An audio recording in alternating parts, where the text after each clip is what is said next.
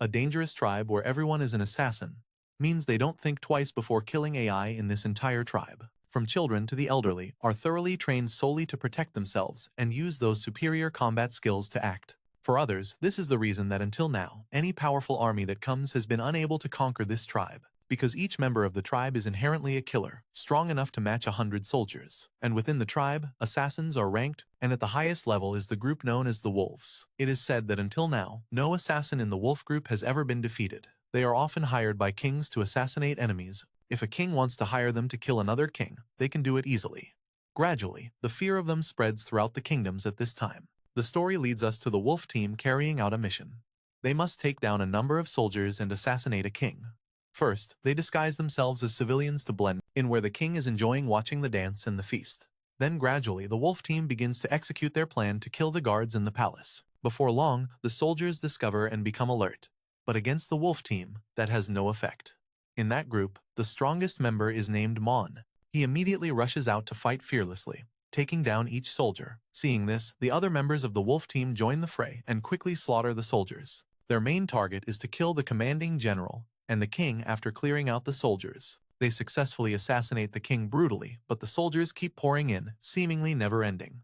At that moment, Mon declares he will not use weapons and will defeat everyone by himself. He steps into the battlefield, and no soldier can last more than 5 seconds in front of him.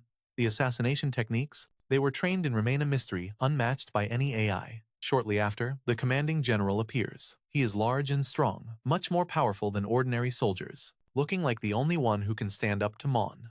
But Mon is undeterred. He immediately rushes into the battle, and at times, the general even causes Mon to stagger, but the inevitable result is that Mon still takes him down accurately. This mission, like many before, ends in absolute victory. The story now shifts to a small village far from that kingdom.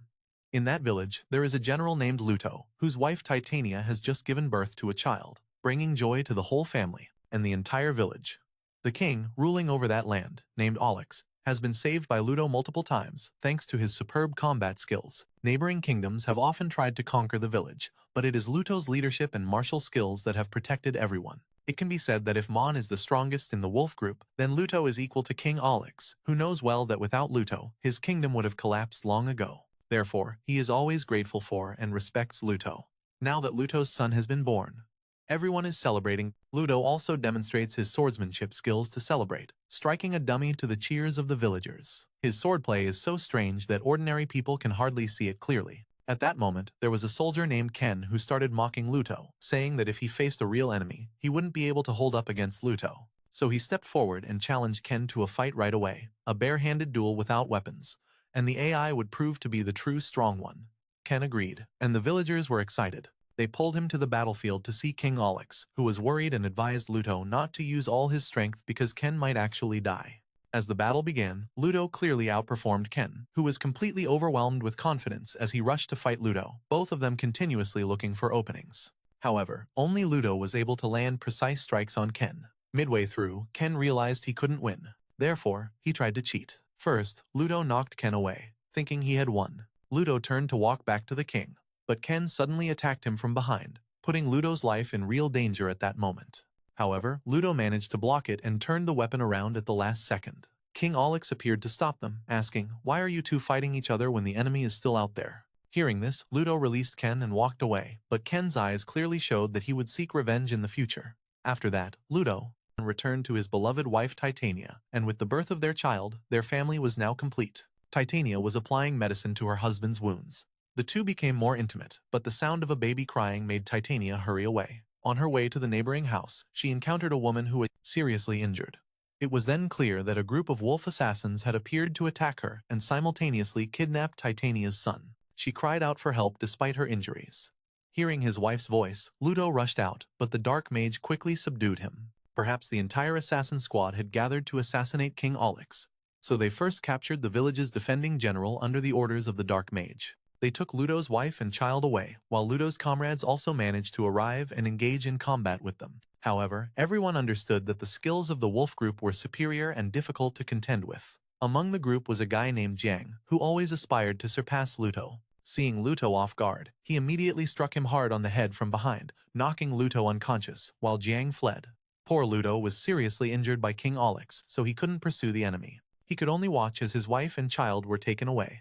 When he returned home, Luto discovered a letter accompanying a vial of poison. After reading it, he was stunned. The enemy demanded that he kill King Alex in exchange for his wife and child, and they had sent poison to make it easy for him to carry out the deed. Luto immediately went to meet King Alex. He recounted everything, confessing that he had no other way to save his family. King Alex understood that for Luto, family meant everything. He had sacrificed so much to protect the kingdom, but now when his family was threatened, he might betray even the king. Alex advised him to follow their wishes, raising a cup of wine to drink. But soon he began to have difficulty breathing. Alex panicked, saying there was poison in the wine, and that Luto had poisoned him, pointing directly at Luto. The soldiers immediately apprehended him, and during the search, they found the exact type of poison on him. King Alex immediately ordered the detention of Luto, who was being brutally tortured, seemingly on the brink of death. But just then, a person suddenly appeared. It was King Alex. He ordered the soldiers to step outside, then approached Luto and spoke to him. At this moment, we learned that King Alex had orchestrated the entire play. In reality, there was no poison. He just wanted to deceive his soldiers. Alex immediately released Luto and explained, "We had to do it this way. The enemy will believe that you killed me. I will send troops to pursue you because they think you have escaped. Only in this way do you have a chance to save." Luto's wife and children understood the entire plan. Then Alex left, and when the soldiers came in to torture Luto again, he had already escaped from his chains. Luto immediately killed that soldier and looked for a way to escape. But the problem was that Luto had no idea where the wolf assassins were hiding. Therefore, he decided to go to the prison to rescue Ma-on, who was being held captive, because only Ma-on could lead him to the assassin tribe. Luto had to cooperate, even though he didn't trust him at all. According to the plan, Alex also sent many troops to chase behind to mislead the enemy. Luto and Mon both ran and fought, finally breaking through. They managed to enter the jungle. At this point, Mon was scared, so he followed Luto's instructions. On the way, they encountered a strange guard. His body was charred. He looked extremely terrifying. He didn't let anyone pass and immediately attacked both of them. In a fit of rage, Luto killed him. In his mind, he only had one goal: to save his wife and children at all costs. Ma-on repeatedly tried to betray and escape, but Luto was clever enough to catch him every time. They continued deeper into the forest and encountered some soldiers from another kingdom. He was on guard, thinking they would attack him, but an old veteran approached and said, "I know you. Years ago, your father helped me a lot. Therefore, I will not harm you. I will help you." The old soldier promised Luto 2 horses so he could quickly reach his destination. After tightly binding Mon, Luto took the opportunity to rest. But when dawn broke, he discovered that Ma-an had killed all those soldiers. He spared Luto's life because Luto had saved him before. Thus, it seemed that the two had reached an understanding, and both continued their journey through the forest. They were ambushed, and the enemy continuously shot arrows. Sitting backward on the horse, he shot while riding, causing many enemies to fall. But an arrow hit his horse, making both the horse and rider tumble to the ground. Ma-an was also injured. In a moment of danger, Luto, regardless of his own wounds, rushed to save Ma-an while arrows rained down. An arrow struck Luto, causing him to stagger and unable to move. Both of them ran to the sloping hills, hiding behind large rocks. When Luto returned, Mon had disappeared. But it turned out he didn't flee. He was coming back to kill all the pursuers with his techniques. The skilled assassin always trained him to strike ruthlessly. An AI could counter, and that was the true power that made Mon regarded as the strongest assassin in the wolf group. Just when Luto was struggling to rush in to help, another group of people appeared. It was Ken and his accomplices who realized Luto was severely injured, and this was an easy opportunity to take him down. Ken stepped forward to challenge Luto in a one-on-one battle while his subordinates stepped back. To make way for this fight, Ken drew his sword and charged straight at Luto. Although Luto was weakened, his skills remained, and both used their swords to try to kill Luto. Upon realizing each other, Ken immediately tried to push him off the cliff. After a while of defense, Luto began to reveal his true strength. He launched a fierce counterattack, causing heavy damage. This severely injured Ken, while Ken's subordinates could only watch. In the end, Luto immediately stabbed his sword through Ken's body and tossed him off the cliff. This means Ken died right there before his subordinates could rush in to attack Luto when the hidden demon suddenly appeared. The hidden demon killed all 3 of them in the blink of an eye to prevent further trouble later. At this point, it seems like the demon and Luto have become friends. They have fought together against countless enemies and are still alive until now. Both are injured and thirsty, so they head to an area with a spring. In the heart of the demon, doubts began to arise. Why did he kidnap Luto's wife and child? Anyway, they had completed their mission. Luto had also killed his king as planned, which is why the demon decided to take Luto back to his kingdom. However, when they reached the spring, the demon suddenly realized that there was something strange in the water. He immediately warned Luto not to drink, but at that moment, Luto had already drunk it. Someone had poisoned the spring, and as a result, both the demon and Ludo passed out, half conscious. They saw a mysterious tribe. These are people who have lived in the forest for many years. They captured both of them and hung them upside down. The crowd in the tribe gathered, seemingly preparing for a sacrificial ritual. The demon and Ludo gradually regained consciousness, but they could not escape. The tribe members screamed in a strange language while dragging out an enormous giant whose spirit had completely gone mad, turned into a beast by the tribe to unleash and attack anyone they wanted. The tribe first chose a giant snake as the opponent, who was dragged out, tied up, and thrown into the battlefield. The crowd yelled loudly, demanding to see the fight, clearly wanting that monster to fight the giant. The giant was forced to drink a strange solution, making him go berserk with rage and charge into the fight to kill the demon. The small demon was no different from a child before such a large and powerful opponent. The chance of survival was almost zero. Ludo was still tied up, but the demon managed to dodge for a while due to his small size. However, he could not escape from the arena. The monster began to lift the demon up and slam him down hard on the ground repeatedly. At this point, the demon was too exhausted, and it was even hard to stand up. At that moment, Ludo somehow freed himself from his shackles. He realized that he had to save the demon at all costs, so Ludo drank. The very solution that the tribe still used for the monster was just consumed. Ludo's body began to transform with strange illusions appearing in his mind, causing him to gradually lose control. Both began a fierce battle, and the surrounding tribe became even more excited, cheering wildly. At first, he was almost unconscious, unable to do anything. In those initial moments, the monster completely overwhelmed and continuously beat Ludo until he was exhausted. Ludo was beaten up a lot, but gradually he became stronger and more furious. After drinking that solution, he seemed to transform into a completely different person. Soon, he dealt devastating damage to the monster until it collapsed and died right there. But the problem was that both had to leave this place. Ludo did not stop. Before long, he dealt tremendous damage to the monster until it collapsed and died on the spot. But the problem was they both had to leave this place. Ludo couldn't stop. He also turned to slaughter all the tribe members around him, signaling to the hidden spirit that they needed to escape quickly. The hidden spirit was still not fully awake when it gradually regained consciousness and came out. Outside, it witnessed that all the people in the tribe had been killed. Obviously, this was caused by Ludo when he lost control. The hidden spirit was shocked. Killing so many people at once was almost impossible. He hurriedly ran to Ludo.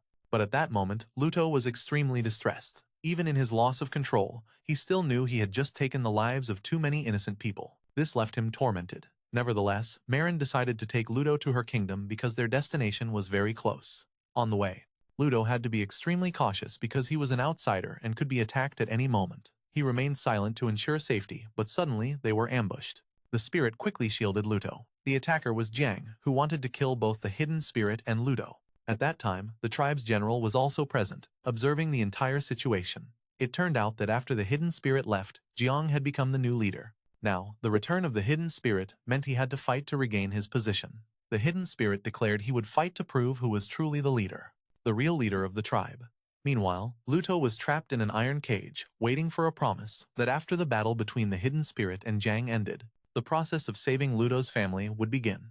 Fate was approaching as the entire tribe gathered to witness the battle. Whoever won would be the new leader. Everyone believed that the spirit would win, which is why he was also filled with confidence. Both took up their weapons and charged into a fierce duel, moving with extraordinary speed. Facing the massive monster, he was at a disadvantage, but when fighting someone of the same size, no one could defeat him. He continuously pressured and injured Jiang. Inside the cage, Ludo and his wife and children also watched that scene, growing more convinced that the hidden spirit would win. However, excessive confidence caused the hidden spirit to make a mistake. Jiang seized the opportunity and plunged his weapons straight into him, ruthlessly ending the hidden spirit. Ludo could not bear to witness that scene because the hidden spirit had truly become his friend. But now, the hidden spirit was dead, and his corpse was carried away. Jiang shouted, declaring that no one could defeat him. He was the sole leader of this place. He then turned to challenge Ludo. Initially, many opposed this, claiming that Ludo, being an outsider, was unworthy.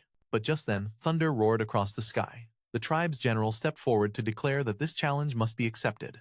Jiang was extremely excited. He was sure he would easily crush Ludo. Meanwhile, Ludo, who wasn't skilled in combat techniques, just rushed in to attack like a child. Jiang continuously dodged, counterattacked, and severely injured him. Ludo's wife could only watch in pain as her husband was beaten mercilessly, unable to do anything. Finally, Jiang struck hard, leaving Ludo's arms injured.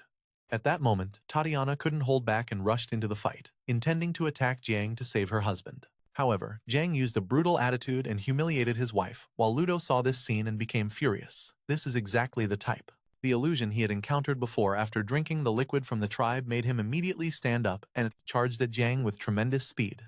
After just 2 strikes, Ludo killed Jiang, and everyone was shocked to witness this form of Ludo. This means he had killed the tribe leader in an instant. When Ludo was losing control, his wife appeared in front of him. Tatiana reassured Ludo, saying that there was no longer any point in fighting.